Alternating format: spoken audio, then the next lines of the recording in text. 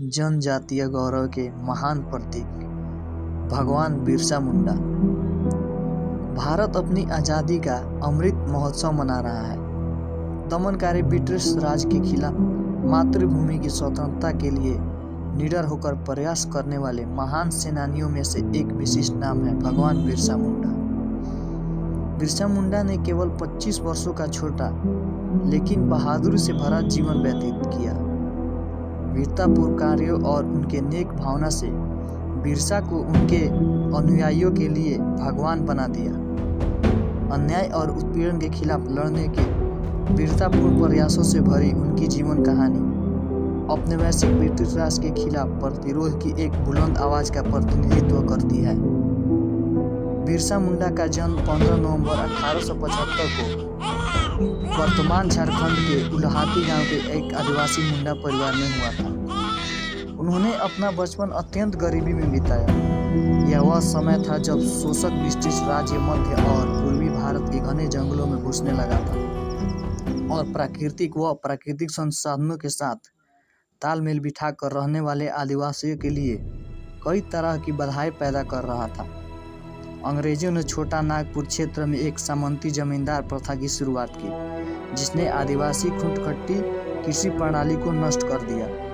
British राज द्वारा बाहरी लोग साहूकार और ठेकेदार के साथ साथ सामंती जमींदार भी जंगल लाए गए। इन लोगों ने आदिवासियों के शोषण में अंग्रेजों की सहायता की। 1880 के दशक में युवा बिरसा ने क्षेत्र में सरदारी लड़ाई आंदोलन को करीब से देखा, जो ब्रिटिश राज को याचिकाएं भेजने के अहिंसक तरीकों के माध्यम से आदिवासी अधिकारों की बहाली की मांग कर रहा था। हालांकि दमनकारी औपनिवेशिक शासन ने इन मांगों पर कोई ध्यान नहीं दिया।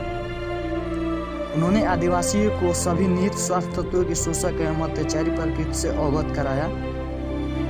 इन्हें अच्छी तरह से पता था कि शोषक दिकुओं के साथ साथ दमनकारी ब्रिटिश शासन भी उनका असली दुश्मन है। भगवान बिरसा मुंडा अपनी मृत्यु के 121 साल बाद यानी आज भी लाखों भारतीयों को निरंतर प्रेरित करते रहे हैं। वह शौर्य, साहस और नेतृत्व के अद्भुत प्रतीक हैं।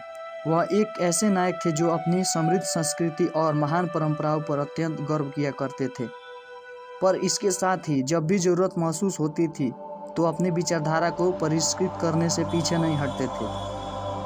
भगवान बिरसा मुंडा हमारे स्वतंत्रता संग्राम के सबसे महान प्रतीकों में से एक हैं। हालांकि इतिहासकार भारत के स्वतंत्र संग्राम में उनके अपने योगदान को सही ढंग से प्रस्तुत नहीं कर सके, लेकिन हमारे प्रधानमंत्री नरेंद्र मोदी ने सभी भारतीयों से आज़ादी का अमृत महोत्सव मनाने और स्वतंत्रता संग्राम के अनगिनत गुमनाम नायकों के शौर्य एवं बलिदान को जानने समझने की अपील की।